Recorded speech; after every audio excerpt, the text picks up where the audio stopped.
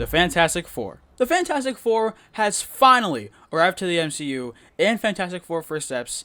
It is actually the third iteration slash reboot of the characters, and in this new version from Marvel Studios, we follow the Fantastic Four in another universe outside of the MCU, living their lives as superheroes, the only superheroes in this retrofuturistic 1960s world.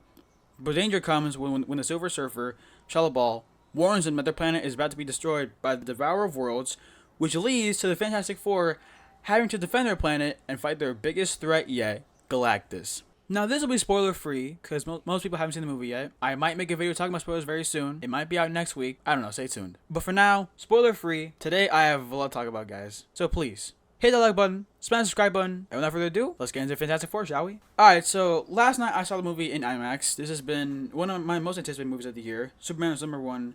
And this was number 2. I honestly cannot freaking believe that we are finally here after the almost 6-year wait since they announced this movie. Back when John Watts was directing this movie, and then came the many delays, the casting rumors. Y'all remember when it was Adam Driver rumored to be playing Reed Richards? That was the same times, but it kept on getting delayed.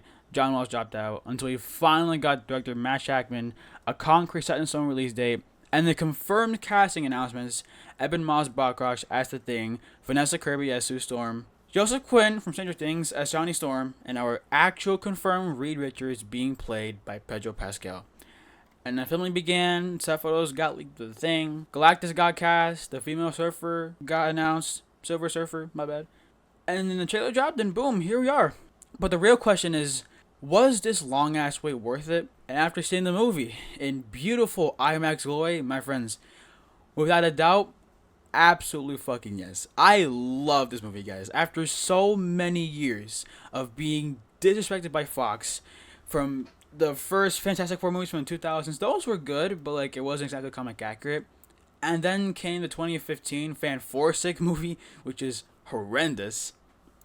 And now Marvel got the rights finally to the Fantastic Four characters. Then we finally have a movie that is comic accurate, true to source material, and it's amazing. And yeah, this movie was a love letter to Marvel fans, more specifically the diehard Fantastic Four fans, like I am.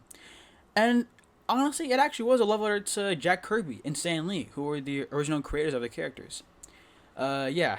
I really love the characters in this film, obviously, which are Reed, Sue, Johnny, and Ben. They all had great dynamic and really felt like an actual family. But originally, I was kind of mixed with Pedro Pascal playing the character of Reed Richards and Joseph Quinn as Johnny Storm. But after seeing the movie, God, I love them as these characters so much. I think they play them perfectly well. Johnny Storm, I honestly, I think Joseph Quinn's version of Johnny Storm is way better than Chris Evans' version, but don't worry, guys. Chris Evans' version is still a good Johnny Storm. But I personally prefer Joseph Quinn, honestly. He was a scene stealer, and I loved his scenes, because there were actually scenes with him and Silver Surfer, Shalla-Bal, which I'll get into her in a bit. But they were really good. Pedro Pascal's performance as Reed Richards, was amazing.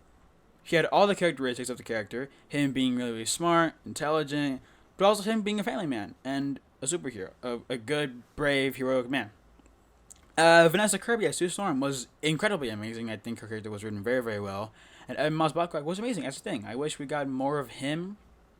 But there is like a little side thing where he feels disconnected from the people of Earth because of him being a rock. And I think that was really good, but I wish we got more of him. But overall, everyone did an amazing job in this film, especially Ralph Ineson as Galactus, because, oh my god, he was insane. I saw this in IMAX, right? Every time he came up on screen with his ginormous size, I got goosebumps everywhere. And his voice, too. Whenever he spoke, I felt the vibrations of his deep, booming, thunderous voice, and I thought it was perfect, because Ralph has that voice of, like, a cosmic god. Like, a literal god. And obviously the character he's playing is a cosmic god that literally eats and devours planets to survive. That's like the whole point of Galactus, which is insane. I thought he was perfect as Galactus. But Julia Garner as a Silver Surfer, aka Shalla-Bal, was actually really good. I was actually surprised by her. She had a lot of great moments whenever she was on screen, and those moments really really, really good, especially with her and Johnny Storm, because there were actually scenes with her and Johnny Storm where it was actually so emotional and very deep, and I really, really loved it. The movie overall is about family, and every character had their moments where they all shine perfectly well, and yeah, it does have its hilarious moments here and there, mostly about Johnny Storm and him being hilarious, like those scenes where Johnny Storm is just crushing on Silver Surfer.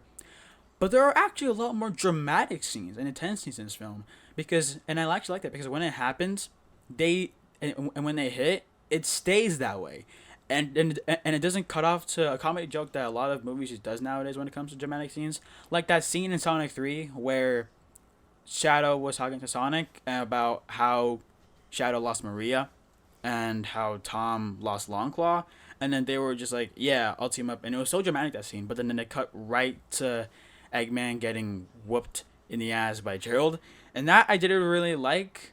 But when it comes to the dramatic scenes of this film, it stayed that way. It didn't cut out to any comedy or joke kind of thing, which I really, really loved, and it was just amazing.